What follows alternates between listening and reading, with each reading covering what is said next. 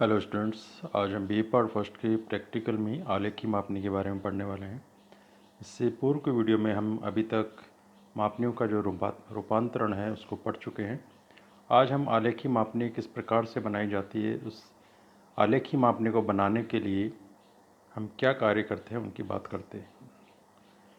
आलेखी मापनी बनाने के लिए सर्वप्रथम दी हुई निरूपक भिन्न के अनुसार गणना करके मापनी की लंबाई अर्थात रेखा की लंबाई ज्ञात की जाती है। हमें प्रश्न के रूप में जो चीज़ मिलेगी वो है निरूपक भिन्न। उस निरूपक भिन्न के अनुसार हमें आलेखी मापनी का निर्माण करना होता है। आलेखी मापनी 3 तरह की होती हैं जो हम आगे बात करने वाले हैं। पहले हम ये सीखते हैं कि जो रेखा है उसका विभाजन किस तरह से किया जाता है। इसके पश्चात रेखा को प्राथमिक और गौण भागों में बांटा जाता है। पहले रेखा की लंबाई ज्ञात की जाती है और उसके बाद दूसरा स्टेप जो उसमें होता है, रेखा को प्राथमिक और गौण भागों में बांटा जाता है। यहाँ पर जो मापनी है उसके प्रकार दिखाए गए हैं। इसमें जो आरएफ विधि है जो सबसे नीचे वाली है, यहाँ पर हम देख सकते हैं ये आरएफ विधि है, ये कथनात्मक मापनी है और ये निरूपक भिन्न मापनी है। तीनों को हम देख सकते हैं। निरूपक भिन्न जिसे ग्राफिकल स्केल यहाँ पर लिखा हुआ है, वर्बल स्केल जिसे कथनात्मक मापनी कहा गया है, और रिप्रेजेंटेटिव फ्रैक्शन या निरूपक भिन्न, ये तीनों मापनियाँ बाईं तरफ दिखाई गई हैं और दाईं तरफ आपके ये दिखाए गए हैं आलेखी मापनी। आलेखी मापनी की किस तरह से बनाना होता है इसमें देखिए, ये यहाँ पर इस मापनी में मील में दूरी दिखाई गई है और ऊपर वाली मापनी में से किलोमीटर में दूरियाँ दिखाई गई हैं। इसमें जो पहला भाग है यहाँ पर और यहाँ, इसके बीच वाले हिस्से में हम द्वितीयक जो जो जिसे हमने गौण भाग कहा है, जो सेकेंडरी इसके भाग हैं उसको हम यहाँ पर दर्शाते हैं। प्राइमरी भाग बड़े होते हैं, सेकेंडरी उनसे छोटे होते हैं। तो जो मील है, मील से छोटे फरलांग होंगे, फरलांग से छोटे गज होंगे, गज से छोटे फिट होंगे। इस तरह से ये छोटे भाग यहाँ पे दिखाई जाते हैं। और इसी तरह से किलोमीटर में है हेक्टामीटर, डेकामीटर, मीटर, इस तरह से यहाँ पर ये दिखाए जाएंगे। तो ये वाला भाग कौन सा हो गया? द्वितीयक जो भाग दिखाने हैं, सेकेंडरी भाग जिसे हम गौण भाग कहते हैं वो। और ये वाले सारे जो राइट में हैं, यहाँ पर यहाँ से लेकर यहाँ तक ये सारे प्राथमिक भाग हैं, यहाँ से लेकर यहाँ तक ये सारे प्राथमिक भाग हैं। तो इसका विभाजन हमने जो पहले वीडियो में हम पढ़ चुके हैं, मापने का रूपांतरण, जिसमें हमने जो विभिन्न इकाइयाँ हैं सेंटीमीटर और इंचों में काम में ली जाने वाली, उनके रूपांतरण का कार्य हमने किया था।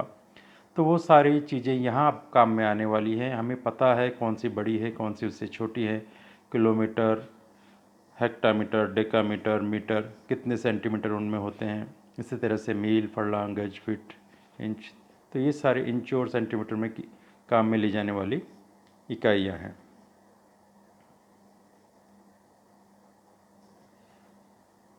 आलेखी मापनी बनाने के लिए सबसे पहले हमें एक सरल रेखा को प्राथमिक और गौण भागों में विभाजित करना सीखना होगा। एक सरल रेखा को विभाजित करने की 2 विधियां हैं, और भी हो सकती हैं, लेकिन यहाँ पर हमने 2 दर्शाई हैं। आइए उनकी बात करते हैं। प्रथम विधि की बात करें, एक सरल रेखा जो ए बी सरल रेखा नीचे चित्र में दिखाई गई है, इसके ऊपर ए और बी बिंदु लगाए गए हैं, को 5 समान भागों में विभाजित करना है। हमने जो ए बी रेखा है इसकी दूरी निकाल ली है। एक सूत्र है जो हम आगे बात करेंगे उसकी, उस तरह से निकाली जाती है। और उसको 5 समान भागों में किस तरह से विभाजित किया जाए उसकी हम यहाँ पर बात कर रहे हैं। नीचे दिए गए चित्र के अनुसार ए बिंदु पर न्यून कोण बनाती हुई कोई ऐसी रेखा हमें खींचनी है। यहाँ पर ए बी रेखा है और यहाँ न्यून कोण बनाती हुई एक रेखा हमने खींची जिसका नाम है ऐसी रेखा। ठीक है। अब प्रकार में कोई दूरी भरकर ऐसी रेखा पर समान दूरी के अंतर पर D E F G H 5 चिन्ह लगाइए। प्रकार में इस चित्र को दूसरा यहाँ दिखाया गया है। ए बी रेखा पर न्यून कोण बनाया है और प्रकार में दूरी भरकर यहाँ समान अंतर पे 3, 4 और 5 चिन्ह यहाँ पर लगाए गए हैं। बाद में से स्केल से हमने यहाँ पर मिला दिया, ये स्केल से मिला दिया, तो न्यून कोण की रेखा AC रेखा हमारे सामने आ जाती है।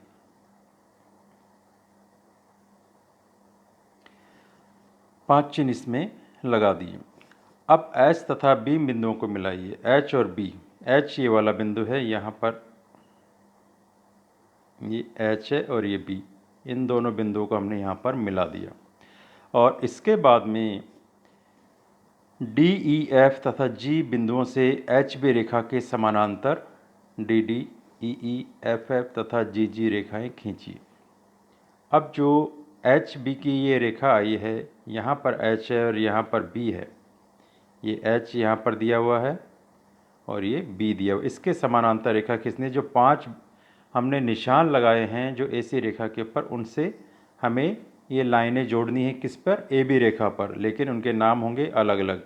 जैसे HB एक लाइन, इसके समानांतर और दूसरी बनानी है, और वो कौन कौन सी होंगी, ये D,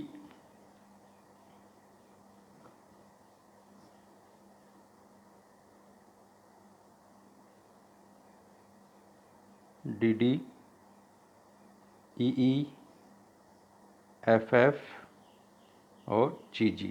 यहाँ पर D है और यहाँ पर D ये है, तो DD, यहाँ पर E, यहाँ पर F। इस तरह से हम इन रेखाओं को समानांतर रूप से जो HB रेखा है उसके साथ जोड़ते जाएंगे। तो जो ऊपर AB रेखा जो थी, जिसका हमने लंबाई निकाली थी, उसके 5 भाग अपने आप हो जाएंगे। खाली हमने जो कार्य किया यहाँ पर, वो AC रेखा पर न्यून कोण की एक रेखा खींची और उसमें कोई भी अपने मन से दूरी भरकर प्रकार में वो 5 निशान हमने यहाँ पे लगाए हैं। और जो आखिरी निशान था, जिसे हम H कह रहे हैं यहाँ पर AC रेखा पर, उसे B से जोड़ा गया। तो उससे B से जोड़ा, तो H और B को जोड़ने के बाद में जो रेखा आई, उसके समानांतर हमने अगले जो निशान जो AC रेखा पे लगाए थे, उनसे समानांतर रेखाएं ऊपर की ओर AB रेखा से मिलाती हुई खींचनी है, तो हमें AB रेखा के विभाजन प्राप्त हो जाएंगे। तो इस तरह से हम देख सकते हैं चित्र में, पहले कार्य क्या करना है, AB रेखा की एक लंबाई निकालनी है, उसके बाद न्यून कोण से एक रेखा AC खींचनी है, उसमें प्रकार में दूरी भरकर 1, 2, 3, 4 और 5 निशान लगा देने हैं। फिर जो आखिरी निशान है, उससे हम B बिंदु पर, AB रेखा का जो B बिंदु है उस पर जोड़ देंगे, और उसके समानांतर ही फिर दूसरी रेखाएं हम यहाँ पर खींच रहे हैं, जिनके नाम क्रमशः क्या हैं, DD, EE, FF, GG रेखाएं हैं, जिनके नाम यहाँ पर दिए गए हैं। और वो AB रेखा को कहाँ काट रहे हैं, D, E, F, G, D dash E, F, G। इस तरह से इन सब के नाम हमने अलग से दर्शाने के लिए इनके ऊपर ये इन्वर्टेड लगाया हुआ है, और इस तरह से हम इसका विभाजन कर सकते हैं। ये हमारी प्रथम विधि है।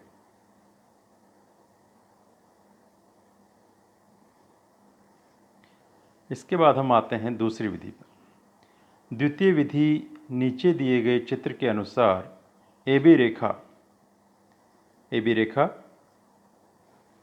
यहाँ पर एक AB रेखा खींच दी गई है, A और B रेखा, दोनों सिरों पर विपरीत दिशाओं में AC तथा BC लंब, यहाँ पर एक लंब और यहाँ पर एक लंब सीधी होंगे, ये स्केल से खींचे हुए, ये AC और ये है BC।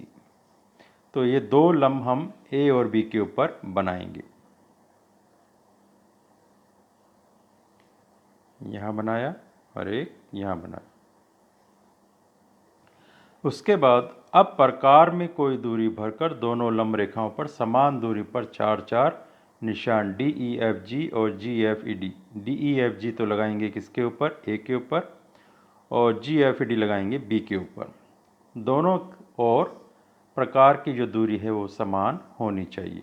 इसके पश्चात इन निशानों को मिलाते हुए DD, EE, FF तथा GG रेखाएं हमें खींचनी है।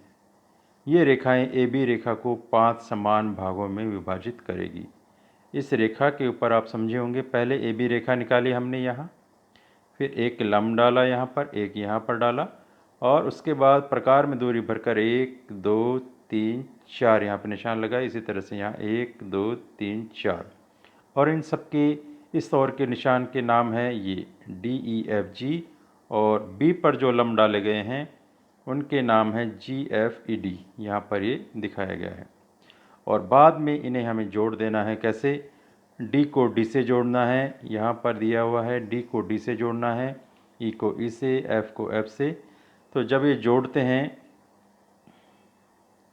यहाँ इस तरह से, तो ये 5 समान भाग यहाँ हो जाते हैं, 1 2 3, इस तरह से ये 5 समान भाग यहाँ पर आपके AB रेखा के हो जाएंगे। इसको हम अगले चित्र में देखते हैं। यहाँ पर साफ साफ कुछ दिखाई नहीं पड़ रहा है, हम इससे संबंधित जो चित्र है उसके अंदर इसको देखते हैं। यहाँ ये देखिए, यहाँ पर अच्छी तरह से दिखाया गया है, AC एक लंब है और BC एक लंब है। इस पे 4 निशान प्रकार में भरकर हमने लगाए हैं, DEFG, और BC लंब पर भी हमने GFED करके 4 निशान लगाए हैं। इसके बाद D को D से मिलाया है, E को E से मिलाया है, F को F से मिलाया है और G को G से मिलाया है। तो इस प्रकार हमारे पास में 1 2 3 4 और ये 5 भाग इस AB रेखा के सामने विभाजित नज़र आते हैं। इस तरह से हम AB रेखा को विभाजित कर सकते हैं। तो 2 विधियां हैं ग्राफिकल जो मापनी है, जो आलेखी मापनी, उसको विभाजित करने की, क्योंकि विभाजन का काम हमें करना होता है। गौण भाग और प्राथमिक भाग जो रेखाओं के बनाने होते हैं उसके लिए हमें ये आवश्यक है।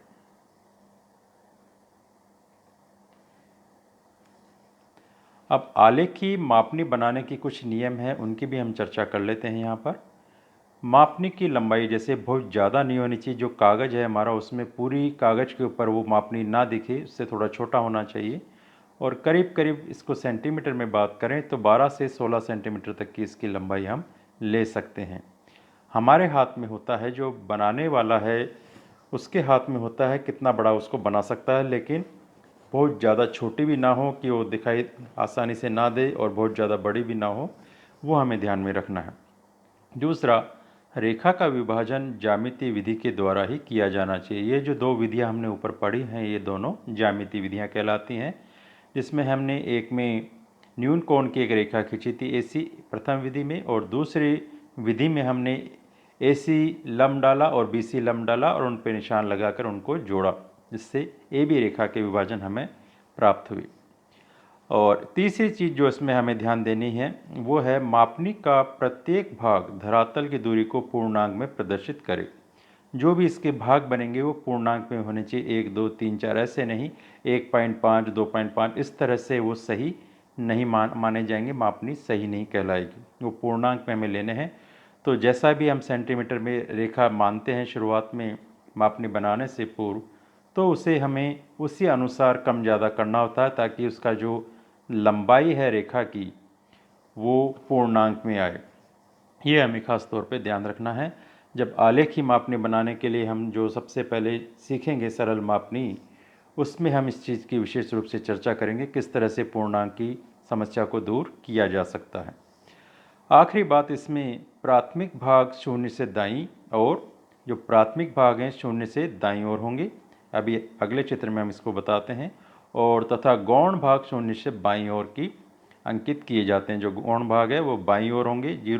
जीरो से पहले के भाग हैं वो गौण भाग कहलाते हैं बाईं ओर के, और उसमें छोटी इकाइयाँ, जिस इकाई में मापनी बनाई गई है, मीटर है, सेंटीमीटर है, तो उससे छोटी इकाइयाँ उस पहले भाग में अंकित की जाती हैं, और बाकियों में जो जिस इकाई में बनाया गया है वो इकाइयों से उसको बांटा जाता है। आखिरी बात, मापनी पढ़ने में सरल और दिखने में आकर्षक भी होनी चाहिए, साफ बनी हुई होनी चाहिए, साफ सुथरी, और उसके विभाजन साफ साफ बनाए हुए होने चाहिए। और उसको आकर्षक दिखाने के लिए उसको हम काले और सफ़ेद रंग में उसको रंग देते हैं। काला जो रंग होता है उससे कर देते हैं और बीच बीच में छोड़ देते हैं, तो सफ़ेद भाग वो अलग हो जाता है। तो काला सफ़ेद का जो ये कॉम्बिनेशन है उस चित्र को आकर्षक बनाता है। अब मापनियों के जो प्रकार हैं, जिसमें भी हम आले की मापनी की बात कर रहे हैं, तो यहाँ हमने दिए हैं मापनी के प्रकार। पहला सिंपल स्केल, जिसे सरल मापनी कहा गया है। दूसरा तुलनात्मक मापनी। तीसरा डायगोनल स्केल, जिसे विकर्ण मापनी कहा गया है। सरल मापनी को यहाँ देखें। सरल मापनी को हम देखते हैं। पहले हमने एक रेखा की लंबाई ज्ञात की, उसके बाद उसमें यहाँ देखें 0 और यहाँ देखें ये। इसका RF यहाँ दिया गया है। RF हमेशा मापने के ऊपर लिखा जाता है। RF 1:50,000 है। इसका मतलब है 1,00,000 सेंटीमीटर से 1 किलोमीटर दर्शाए जाते हैं, तो 50,000 से आधा किलोमीटर की दूरी दर्शाई जाएगी। तो उसके अनुसार एक रेखा की लंबाई यहाँ निकाली गई है। जैसे 6 सेंटीमीटर की अगर रेखा खींचें तो वो 3 किलोमीटर की दूरी को प्रदर्शित करेगी, क्योंकि यहाँ RF है 50,000। 1 सेंटीमीटर 1 किलोमीटर को पूरा करता अगर ये 1,00,000 होता, लेकिन ये कम है, तो 6 सेंटीमीटर की रेखा 3 किलोमीटर को प्रदर्शित करेगी, तो उसको 3 भाग हम कर सकते हैं। और इसी तरह से यहाँ पर ये 10 सेंटीमीटर की रेखा होगी, इसके 5 भाग करे हुए, 1 2 3, ये 1 2 3 4 और ये 5वां भाग यहाँ पर है। ये 5 भाग है, तो ये 10 सेंटीमीटर की रेखा है और इसके 5 भाग करे हैं, और वो प्रत्येक भाग 1 किलोमीटर की दूरी को यहाँ पर दर्शा रहा है। तो जो किलोमीटर वाले भाग हैं वो 0 से दाईं ओर की ओर दर्शाए गए हैं। यहाँ देखें अच्छी तरह से दोबारा इसको। 0 ये है, 0 से दाईं ओर को किलोमीटर के भाग हैं। 1 किलोमीटर, 2 किलोमीटर, 3 किलोमीटर, 4 किलोमीटर। और उससे छोटे भाग जो गौण भाग है वो यहाँ पर बाईं ओर है। यहाँ पर 0 है और 0 से इधर बाईं ओर, तो इसमें 1 किलोमीटर में कितने मीटर होते हैं? 1000। तो उसके ये मध्य रेखा है 500 मीटर और ये 1000। तो इस तरह से इससे छोटे भाग किलोमीटर से मीटर यहाँ पर दर्शाए गए हैं। तो इस तरह से सरल मापनी की रचना यहाँ पर की गई है।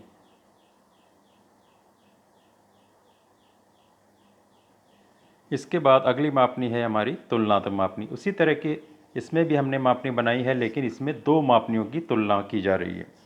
पहले नीचे जो दी गई है उसकी रेखा की लंबाई निकाली है, और फिर ऊपर वाली रेखा की लंबाई निकाली है, लेकिन नीचे वाली जो मापनी है वो किलोमीटर में है और ऊपर वाली मील में है। तो मील का कार्य इंचों में होता है और जो किलोमीटर की मापनी है जो सेंटीमीटर में बनती है। जैसा कि हमने मापनियों के रूपांतरण का जो पूर्व का वीडियो है उसमें हमने इसके ऊपर चर्चा की थी। बाद में जहाँ पर ये 0 मिलते हैं वहाँ से हम दोनों को जोड़ते हैं, तो इनकी तुलना होती है। यहाँ पर ये 0 0 को हम जोड़ के एक सीध बना लेते हैं। उसके बाद मापनी ऊपर की अलग लंबाई की हो सकती है, नीचे की अलग लंबाई की हो सकती है, लेकिन दोनों मापनियों में तुलना हो जाती है। इसलिए 2 अलग अलग इकाइयों के बीच में तुलना करने की ये एक मुख्य मापनी है, तुलनात्मक मापनी जिसे हम कहते हैं। इसी तरह से विकर्ण मापनी है। यहाँ विकर्ण मापनी को देखें। रेखा की लंबाई निकाली है, उसका विभाजन किया है। यहाँ पर एक इकाई, सबसे बड़ी इकाई यहाँ पर दर्शाई गई है, उससे छोटी यहाँ पे दर्शाई गई है और उससे छोटी यहाँ पर दर्शाई गई। तो 3 इकाइयों में यहाँ पर मापनी को प्रदर्शित किया गया है। यही कार्य विकर्ण मापनी या डायगोनल स्केल का है। ये सारे हम एक एक करके बनाने वाले हैं।